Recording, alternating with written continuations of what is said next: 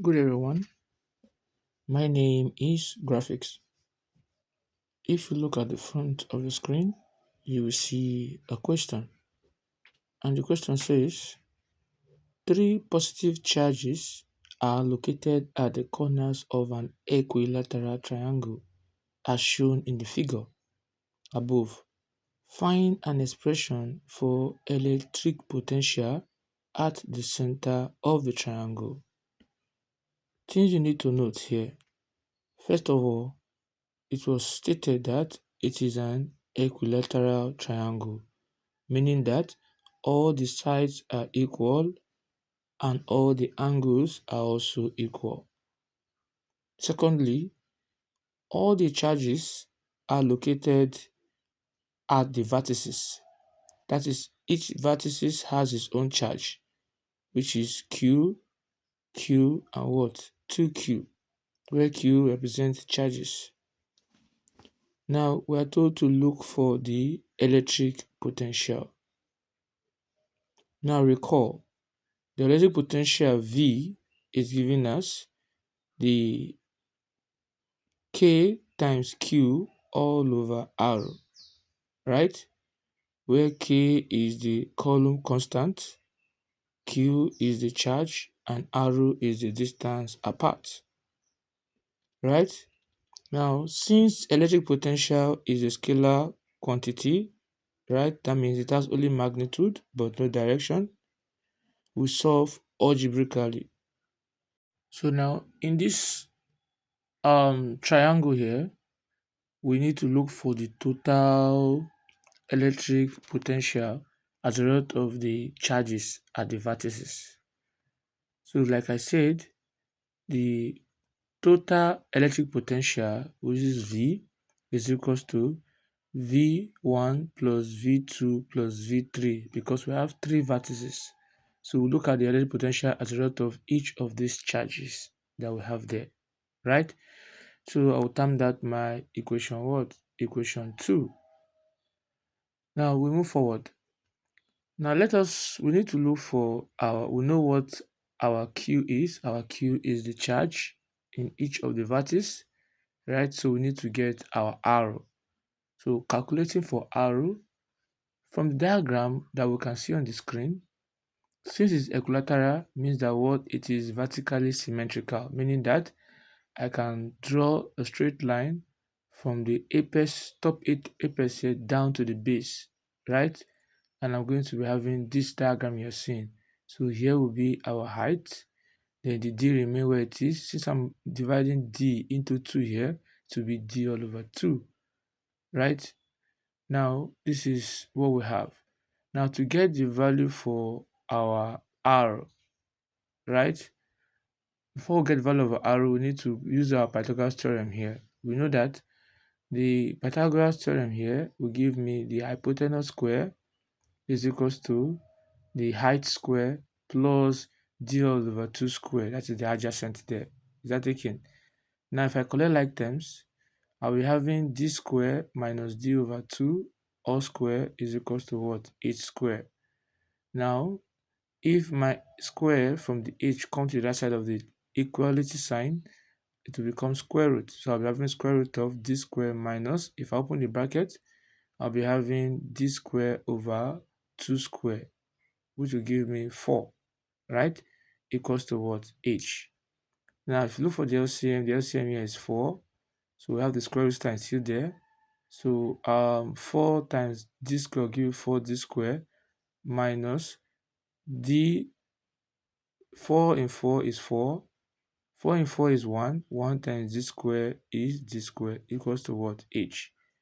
That means for what I have here now, my h now will now be equals to 4d square minus d square will give us 3d square all over 4.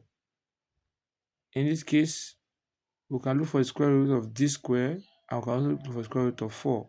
So we'll be having h equals to the square root of 3, right, multiplied by d all over 2. Because since you are saying square root of 3 times square root of d square all over square root of 4. So we'll be having square root of 3 times d all over what? All over 2. Now, But there's something you need to understand. In terms of centroid, we are looking for centroids here, right? Centroidal axis at the midpoint. It will be from the apex, it will be r equals to 2 over 3h, or from the base, it will be 1 over 3h. Any of the two you want to take, you still have the same answer. So it's closer to the base. So from here, we know that our arrow is 2 over 3h. Then when you input your value of h, your arrow will now be 2 all over 3 times. The value of h is square root of 3 times d all over 2. Now, which will now give me 2 will equate to, we will left with what? D square root all over 3, right? Now, if you put it in, if you make it irrational, because this way it is rational. So you make it irrational, it will become 1 all over root 3, right? And d will now, and that means our r will now become d multiplied by 1 over what? Root 3 equals to, if you multiply it, we'll be having d over root 3. Now we'll now look for V1. So V1, that means we'll be considering the Q charge here for V1, or I can say either V sub Q will now give me K. I'll substitute the value into that equation 1 I have there. So we'll now have K multiplied by, what's the value of Q? Value of Q is Q, right? All over the value of R is D over root 3. Now, since it is inverse as it is this way, the root 3 will come up to multiply the q. So my k multiplied by q root 3 all over d, right? So that is what we have there. Similarly, for the other charge q again, we still have the same thing since they are the same there. So we still have k times q root 3 all over 2. Now for the next one, for V3, which is as a result of the 2q that we have there, that will give me k multiplied by the value of q now is 2q all over the value of r is still d over root 3.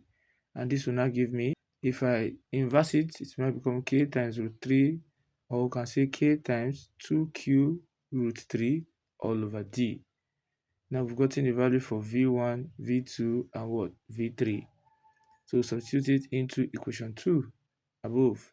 So from here, v will now be equals to v1 plus v2 plus v3. What is my v1? My v1 is kq root 3 all over d, right?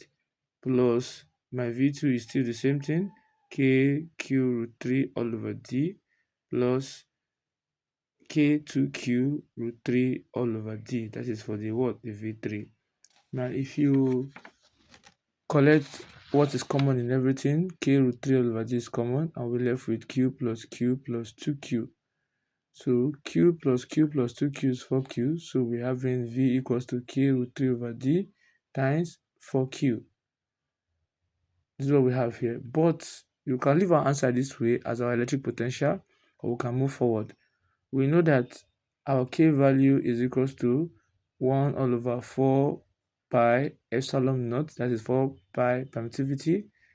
And if you put it here to represent k, so we'll say my electric potential will now give me 1 all over 4 pi epsilon naught times root 3 over d times 4q.